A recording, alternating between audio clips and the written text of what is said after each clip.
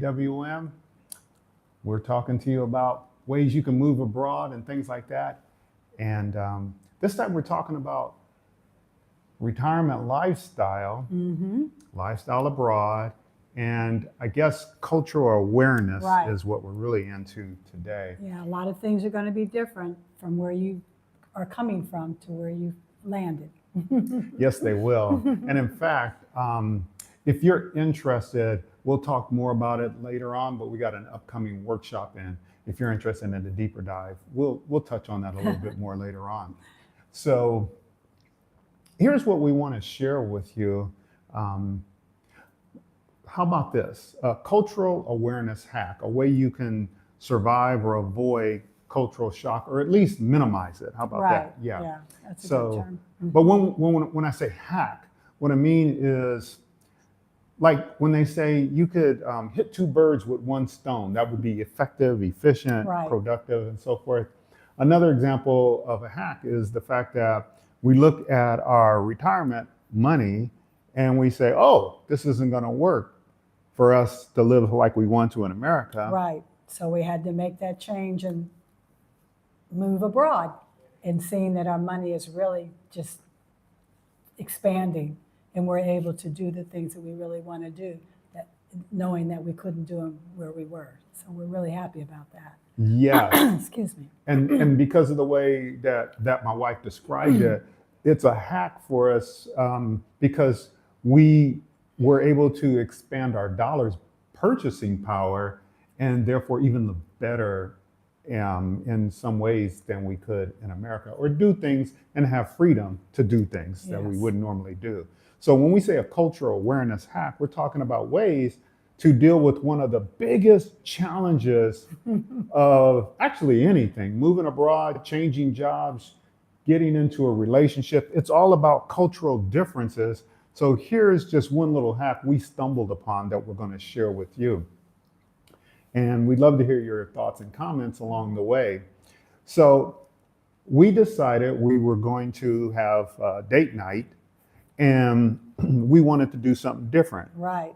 And I'm more introverted, but you like getting out amongst Yes. the people. Yes. You say, I want to do some things, Yes. get out there. So I said, cool, fine. We do like movies, our family does. And if this helps you, we thought about the movie Hitch. And in the movie Oh, yes. Hitch, so this is a Hitch style kind of hack that we're going to mention in terms of cultural awareness. And that is, we had come right before our eyes in the WhatsApp group we're a part of, with like over 150 other expats, this advertisement for a cooking workshop. Right, right. Yeah. And Mark was like, wow, that sounds like that would be fun. That's something different, something we've not done before. And just like he said about the part in Hitch, he had a date and he was sitting in an area where they had big tables and they were doing food, things that he hadn't done before. And I'm like, this is going to be interesting. Yeah. So, and it was. And so we did that to clear your throat. So we signed up for this cooking workshop and we were very excited about it. It was going to be a blast. So for folks who ask us, what do we do? Like we had some friends Yes. who come down.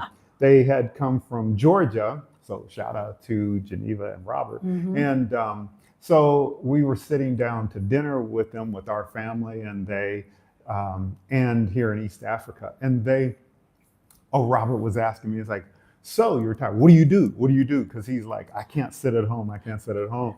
And I was telling him, well, we work on the YouTube channel. We do this, we do that. And he just kept asking me, what do you do?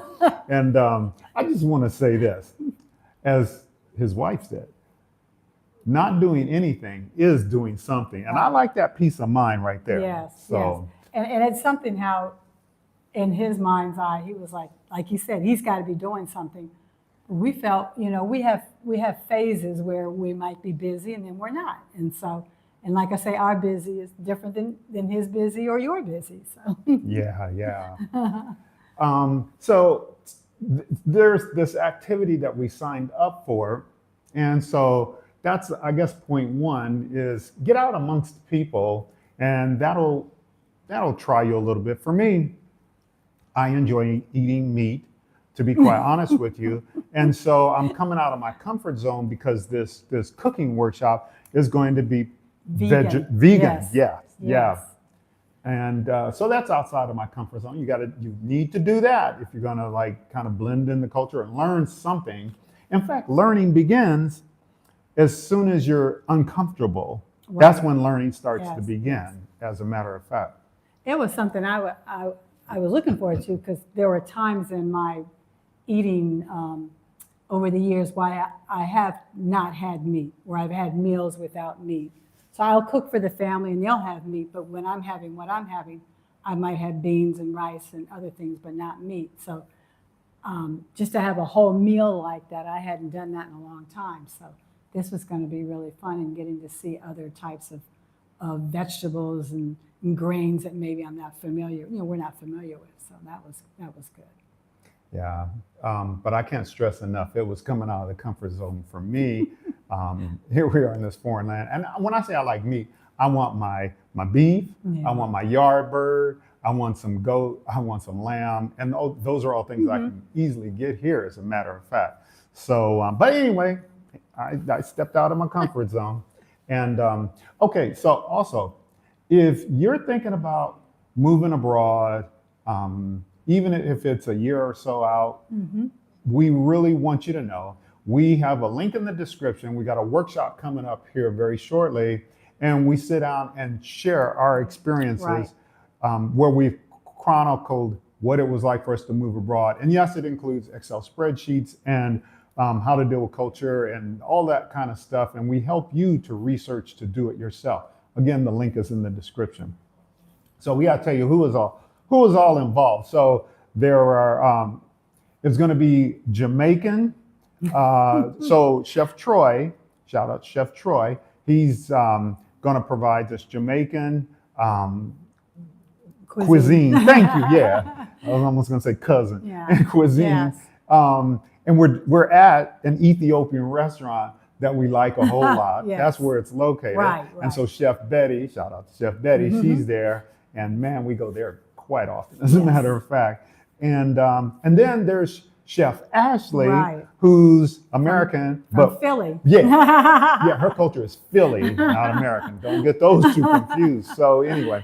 And she has a restaurant here also called The Box, and so. Yeah, and in fact, it's a gathering point. Yes. So if you don't know where to go to meet people, that's where you want to go. Yes. Anyway, so yeah, we're involved in all these things, Jamaican, Ethiopian, and these three chefs are working together to help move us all forward. Right. You got a crowd of people. You got, I don't know, I think there was more than 10 people. Oh yeah. Oh, definitely, I'm right? sure it was at least, might have been 20. Yeah. Because as the evening went on, more and people came through. Oh, that's right. That's right. Yeah, as time went on. Yeah. Yeah. So yes, we are chopping, we're cutting, right, and we are cooking, stirring up this food, right? Right. That's what we're all doing. We're all at little stations, so I could have been doing peppers, somebody else could have been doing onions, somebody could have been doing another thing. So, and then as we're doing that, we're all talking to each other, because every people that are there are expats or people from different places. So that was nice, getting to hear people talk about if they've done it before or things that they've eaten or not eaten. So that was nice. And the thing about eating in an Ethiopian restaurant means, and we don't have all the formal names for these things. All I know is it's this huge basket. Right. And I know y'all know what it's called, but there's this like waffle kind of tasteless thin bread. It's almost like a crepe. Yeah, it's almost real like a crepe. thin, and it kind of sits on the bottom of this round wicker tray, and then the food comes on that in different little sections, and then we pull from that and dip it and eat it, and as a group, you'll be able to do that, and so that was nice. That rubbing shoulders with people. Yeah, so everyone's eating with their hands. Yes, there's they come around with a thing to wash your hands first. Yes. And this wicker thing, it's got to be at least 3.5 feet in diameter, or 4 feet in diameter. It's pretty big. And then, as she said, there's this crepe thing that's relatively tasteless, and you tear off what you're going to use to pick up a piece of food, like mushroom or whatever, and then you could put the whole thing in your mouth. So that's the part that really, I mean, chopping and cutting and talking to others starts bringing you together. Right, and you're right. sitting there. And so we're meeting people from Panama, we're meeting people from Denmark. yeah. And they're telling us about their situation. Right. And one lady had her daughter there. Yeah, and they had just gotten in that day. Oh, And that's right. They Yeah, were just yeah, walking, yeah. just walking down the road, and they looked and they saw, and they came right on in. So that was nice, sitting at the table, and they were giving a lot of history about things that are going on in their country, and so why they left. You know, they want to be able to leave and live a better life, because a lot of areas were not treating people very well. So they were just giving us a lot of history. So they're searching for the right country for themselves and other people who were there. Some who've moved on to like Bangkok, Thailand, and other places.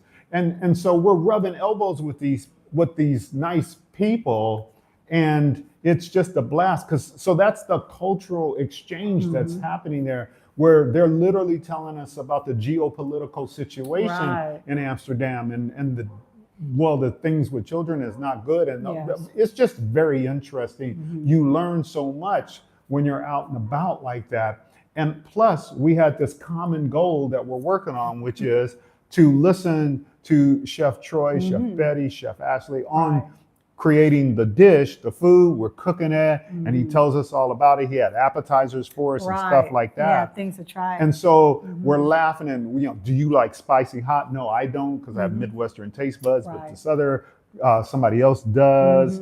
So you have this blending that's going on. So if folks wonder what we're doing as retired people, that's the kind of fun stuff we're doing. And it's not like we're just sitting reading a book about culture, although you could do that. And we've even done videos on a book. You go check one of our other videos, and even spoken to the author, as a matter of fact. Professor Mbele, M-B-E-L-E, Professor Joseph Mbele, I believe. Great book on culture in terms of East Africa. But the deal is just the idea to have this reason that we're all together, this event, and it takes us all out of our comfort zone. We're somewhere else where we're not normally located, and we are expressing what we like and what we don't like, and how do things operate where you're from, and all of this is going on. So it builds up this understanding within you that, oh, your way is not the way, that there are other ways to do things. You begin to have a little bit of empathy for other people and how they do things and what they are particularly doing, as a matter of fact. So I think one of the things I want to ask is if you could put in the comments, what kind of cultural experiences have you had that might be outside of the box, something different? Just love to hear about it down in the comments. And also, just a reminder, so we are part of the AWM team. It's run by our sons, as a matter of fact. But in terms of that, we do help people who want to explore outside of their country of origin. We've had a great time meeting people from Great Britain, Canada, Jamaica, Dominica, America. It's just a blast. It's been really good, and just in meeting people that are from where we're from. So that's been really nice. And people telling us places that they've gone to also, in their journey of trying to figure, where is it I really want to settle? And so coming to the upcoming workshop really will help you to know, how do I prepare? How do I make a decision? What are the things that I need to do? And this would tell you exactly how you can go about doing that. Oh, I thought of one other thing. So there's the other events that we've done. I guess let us know in the comments if you're interested. So we took a yacht excursion out. Oh, that was so nice. That was fabulous. To just go out there, and you're on this yacht with all these people. You're eating great food. So just put down in the comments, yacht, if you're interested in hearing about that. There are other things. Oh, I had them in mind, but then it kind of jumped out of my head that we have done. Walking tours. We've done that. And we've traveled with the folks who are East African to another country or whatever. That's been fun. The guys have done that too. So we'll gladly tell you about these things. So just let us know what kinds of things you're mostly interested in. And if anyone had, I'll look down at the screen here. If anyone had a question, we'll wait a minute or two. If you wanted to ask a question of us, we'll gladly answer that. It does not have to be about what we did in terms of our cooking workshop that we attended. It could be whatever, and we'll try to give an answer. I will say this though, we have members only, and we answer questions there now. We put out a lot of videos. We've got over 500, probably over 600 videos now. And I'm sure if you go through the playlist and go through that, you will see a lot of answers to your questions.